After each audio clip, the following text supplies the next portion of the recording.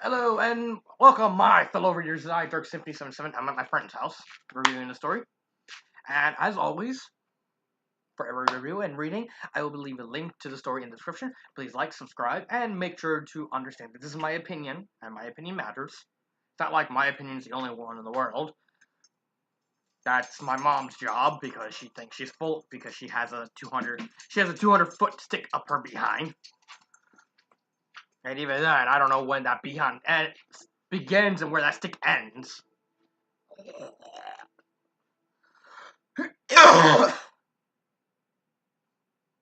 So, more than likely, this video will come out probably during the Resident Evil Let's Play. It is called Enduring the Evil. It's written by... Crap, I'm at the... I gotta go back. Liberius. I wanted to pronounce that right, so I had to look up. So I had to be on the page. It is a Resident Evil fanfiction. Surprise, surprise. And at the end, and during the Big O stories, I mentioned I would be cutting the connection of genre and emotional investment. I decided to just ditch that. Get rid of the imagery, just leave pacing by itself, and then just those, and make it those four with and replacing. Sorry, that's lemonade in my mouth. And just making it plot, characters, grammar, and pacing encompassing, of course, point of view, how the exposition versus the prose, that sort of thing, etc., etc. So, there's a reason why I recommend this. Just like Better Off Alone is my favorite overall fanfiction, and Fusion of Destiny 2 is my favorite crossover, I think Enduring the Evil is probably my favorite fanfiction series, with only really Enduring the Evil really holding out. Once Enduring the Evil 3 comes out, then maybe Enduring the Evil may beacon.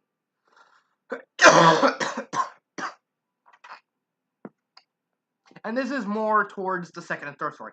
I'm going to be reviewing the first story first, and then I'm going to be reviewing the second and third story. You'll find out why I'm doing it this way once I get to the second and third story. And the newest one, which I haven't read yet, which is the one based off Code Veronica, as the last one. I'm going to save that one for roughly the end of the Let's Play.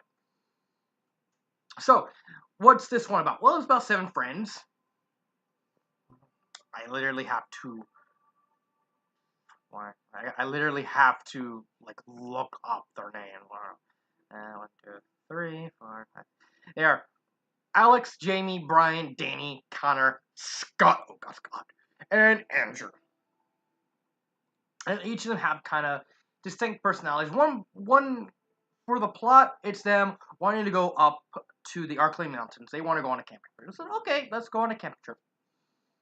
And then getting swept up into the events of Resident Evil 1. A lot of Resident Evil fanfictions, they kind of have this thing where they put new characters into the previous situation, like Resident Evil 1 to 3. Somewhere around there. Or Outbreak, if you know what the Outbreak games are.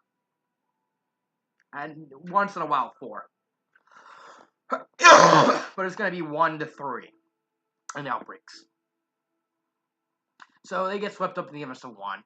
And they kind of go through like a really rushed version of the plot of Resident Evil 1, where it just gives you the key points, and there you go, it gets done. If you got them going to the mansion, then you got them running the snake, fighting Frost, meeting Lisa Trevor, fighting Leon, seeing Wesker, the Tyrant fight, and then leaving. In terms of plot, it's pretty bare-boned. I don't really like it for the plot. I like it for I liked this story, which honestly, in terms of the plot, the characters, and everything, is probably the weakest of the 3 stories I read. But that's less to do with the author and more due to the fact he's putting 7 characters into Resident Evil 1. And not only have these 7, Richard survives the whole thing. That's 8. You have Barry, Rebecca, Jill, and Chris. So that's 11. That's juggling about, 7. Richard is 8. yeah, that's 12. That's trying to juggle 12 characters in the Arclay manor and the lab, especially near the end when they just decide to group up together. So I can understand where the author's coming from and wanting to have to rush through it because there's not so much he can do. There's a reason why when it comes to these types of stories they stick to Raccoon City because it's a city instead of just one building. There is so much more that you can do, so much more that you can improvise. There is so much, and why I think 2 and 3 are miles away better than Enduring the Evil One. That doesn't say Enduring the Evil One is bad. Far from it. Enduring the Evil One stands on its own as probably an average fanfiction. Not spectacular, but not bad enough that it's going to be forgettable. But it's more going to be remembered for the characters. The characters, they're very diverse. Granted, at one point, we don't get a description of what they look like at all, which I think is an incredibly taboo. I think the author needs to go back into the story just at the beginning and at least tell us what do these characters look like. There's only 10 chapters. It takes us until chapter 7 to find out that 2 of the characters are black. And even then, that's him, and that's one of the characters trying to pull the whole, oh, you think I can't do it because I'm black? Like, oh, here we go. So it takes us. The only thing we know about from the characters at the beginning is the character Scott, who happened to have been in the military. Okay, but do we know what he looks like? Okay, he's bald. Anything else? Nope. Okay, what about Connor and Jamie, the 2 black guys? Nope. Outside of them being black. Outside of, we don't know what they look like. It's been a while since I read the stories. I just recently finished one again because I wanted to refresh my mind.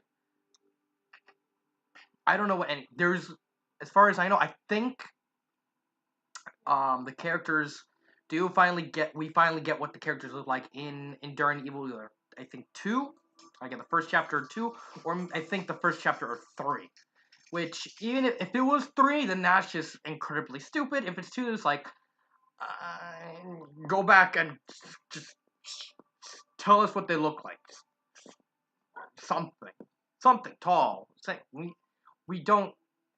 But their characters are actually somewhat bare bones. Somewhat. They're there for improvement. Well, except for if I remember right, Alex. Is it Alex or Andrew? Alex or Andrew? I'm trying to remember. Blah blah blah.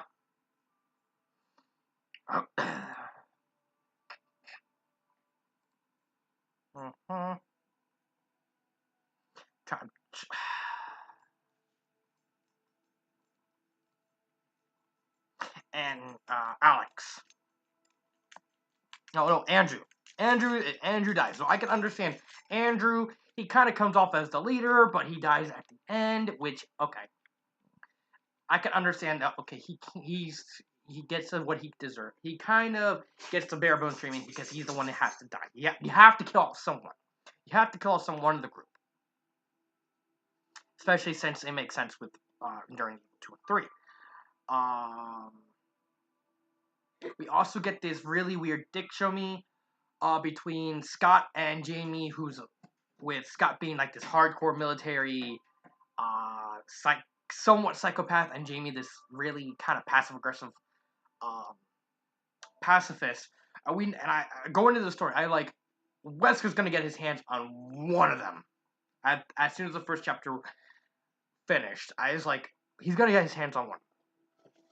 The question is which one, and it kind of goes back and forth over which one, which I thought adds a lot of suspense because we know Wesker. Because at this point, anyone who's even knowledgeable about Resident Evil knows Wesker is not exactly a good guy. So it's less the question of who's the one doing it. Which one does Wesker get his hands on? And it's like, okay, he got his hands on Jamie. It's like, okay, that could be something of a cool dynamic. A pacifist who's kind of who who believes that who kind of got who the rest of the group are getting tired of the fact we're in a do or die. They're in a do or die situation, and have about all throughout most of the chapter until he sides with Wesker. They're kind of getting tired of of him being pacifist because sooner or later they're gonna get screwed over by him. His reluctance to fight.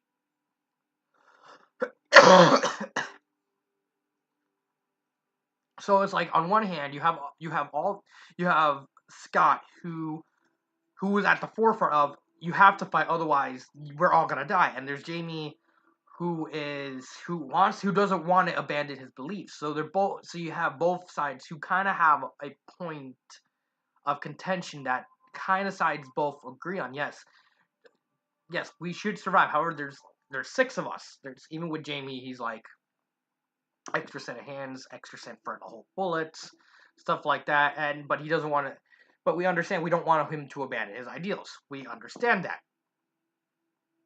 So I'm not surprised that Wesker got his hands on Jamie. I was kind of expecting it to be Scott because you know it's the type of character he is. I'll get to him a little bit. But I can understand where he went, how the story went with Jamie. Now every other character I didn't speak about besides Scott, they're kind of bare bones. I would kind of make them bland. They have their moments that stand out, but they get way more character development in 2 and 3 because I think 2 of them go in 2 and 2 of them are in 3. I think. I'm not sure. I can't remember. And again, this is coming back to the whole. It's not so much the author's writing style. It's the fact that the author had so much to juggle with managing 12 characters and trying to get them out of the mansion steady. So of course he's gonna have to rush somewhere. And then finally,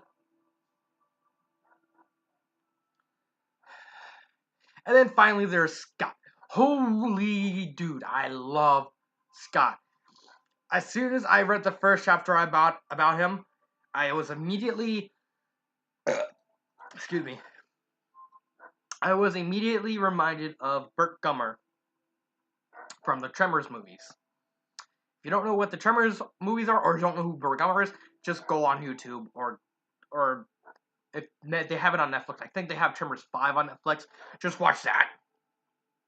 Hell of a good time. I was immediately reminded of Burt Gummer with Scott. And when some people when they read they give them voices, I gave him Burt Gummer's voice because he just reminded me so much of Burt Gummer.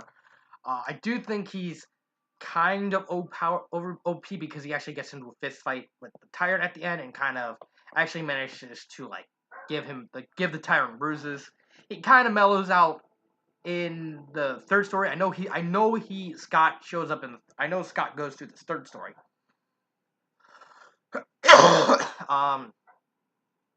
But I think that's kind of his charm because of course it's Resident Evil. You're in essence you're not supposed to take him you're not supposed to take it too seriously, and he's like this very overly crazy prepared guy, military guy who thinks, well, I have a gun, let's get more guns. But what happens if those guns don't work? We'll get more guns, and we'll fire more daka, daka, daka, daka, daka. And I think he kind of fits in with the charm of Resident Evil. I think he's probably the most Resident Evil character out of all 7. I do think and I'm gonna skip a little bit ahead to 3. He does mellow out a lot in 3. He still keeps that Burt Gummer-esque aura, but he kind of okay. Now I'm just more savvy. He gives him more savviness and like okay, let's pull a couple big damn heroes. And I was kind of expecting him to say, I am completely out of ammo. This never happened before. I think he says it in 3, I'm not sure. I think he quotes Burt Gummer somewhere in 3. I might be wrong. But I'm seriously jumping. Grammar-wise, it's as far as I could see, it's pretty perfect on grammar. Again, grammar is not my strong suit. I know I'm a literary guy, but I've never been bothered by grammar. I'm not a grammar Nazi. That's someone else's job. I'm not a grammar Nazi, so If you find any grammar errors, let me know. Just put them in the comments. I really don't care. But as far as I could tell, I didn't see any grammar errors. Finally, pacing. And this is again, this is kind of the only complaint I have with it, but it's completely justified. I still think with how the story was structured, with juggling that many characters and everything that has to do, I think he did a fine job with the pacing. I wasn't expecting a masterpiece going into the story because the story in the synopsis it says, "Oh, there's gonna be like, crap, I gotta go all the way back. 7 friends must fight to escape the mansion." So it's like, okay, there are 4 characters that survive at the end of Resident Evil 1 in the games. It's Jill, Chris, excuse me, Rebecca, and Barry. Now you have 7 more, plus Richard, because he survives. Because for some reason, they don't show the Alpha Ring at all. But I think with what the author had at his disposal, with just having to go through the mansion, and and the guardhouse and Lisa Trevor, I think he did as probably as best a job as he could under the circumstances he was given, and I think that's probably the best assessment I can give with that. He does way better with the Resident and during the Evil 2 and 3 with the pacing and the character development and plots because he had more room to play with with it being in a city and mostly people already dying, and of course and how that's weirdly structured. I'll get into that when I review 2 and 3. But I think with the being in the mansion, having 12 characters going around, having to pick up everything, it's like a speedrun-esque thing. Uh, I wasn't expecting anything extremely long. I wasn't expecting anything high class, highbrow. But it gave us it gave me plenty of thrills enough, and the characters specifically were diverse enough and human enough that I really did want to continue reading the series. I didn't want to give it any slack, and as soon as I started reading the second one, the series kind of got me hooked and everything. And I think most people would probably complain with this, but I like the pacing. I think the pacing could not have gone better because I don't think physically the author could have paced it any better in this group of circumstances. I know I'm being redundant. I thought I mentioned it one more time, and I think that's it. Favorite part, more like favorite character. I love Scott. I love Scott. He is so awesome, especially at the end where it's like they're fighting. The tyrant knocked everyone for a loop. It's like, hey, scumbag, come at me, bro, and you just fist fight the tyrant.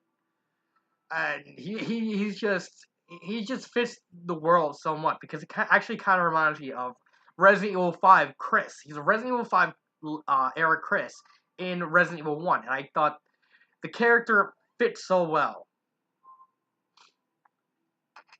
that I just fell in love with anything he said, anything he did, because I'm such a big fan of the Tremor series, and of course Burt Gummer, because anything with Burt Gummer is awesome, because he's just that awesome. Redundancy of redundant. Redundant. Dun. Uh, would I recommend? This is kind of a weird one, because a lot of people will not like the rushed nature of it.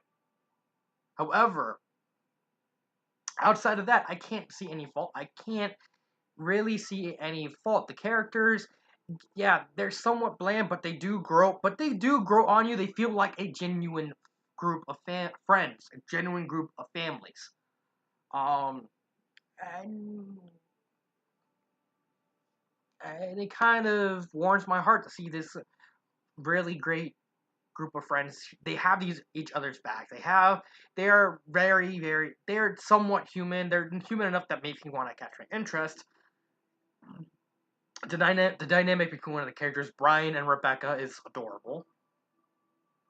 Because I always liked Rebecca because she's so adorable. Why did it take you so long to bring Rebecca back, bastards? Their dynamic with each other is actually very, very humble, very, very human. I really liked everyone, including especially Scott and especially Jamie, because I liked the whole pacifist turned evil shtick. But so I'm on the strength of the characters, the dynamic of how they're together and everything. I would have to recommend it. Uh, However, if you don't like the pacing, I completely understand that, but I can't. I have to tell the truth. I don't like lying. Just like I don't really like cursing. I mean, I'll curse if I have to, but I just really don't like cursing. But and I have to tell the truth when it comes to literature. And just like you have to criticize me, I have to criticize those faults, but I also have to criticize the pros. There's pros and cons to every story. And the cons that I know some people would read into it because especially a friend of mine who actually I got him into fan fiction through this story, he felt the story was too fast for him. Okay, I understand. But I really like what the author did with what he had. To quote Burt Gummer. Munching a lot of Burt Gummer, Burt Gummer, Burt Gummer. And I can't criticize her for any more than really just not describing the characters. If I had to change anything, just go to the first chapter, add in like at least a tiny description of what each character looks like. Not that hard to do. Not going to be that hard to do. We already know that Connor and Jamie are black, and we know Scott was in the military, and he's bald. So just describe. Hell, do the nod to Tremors. Make Scott look like a very young Michael Gross. I can't say anything more about this story. Final thoughts? Um, Go watch Tremors. It's a great movie series. I know I'm flinging up the thumb. I'm trying to figure out what I was trying to say. So I guess that's it with this review. I'll stay tuned for Enduring Evil 2 and 3 because again, those are going to be together. And I'll see you, my loyal readers, next time. This has been Dark Symphony 777, and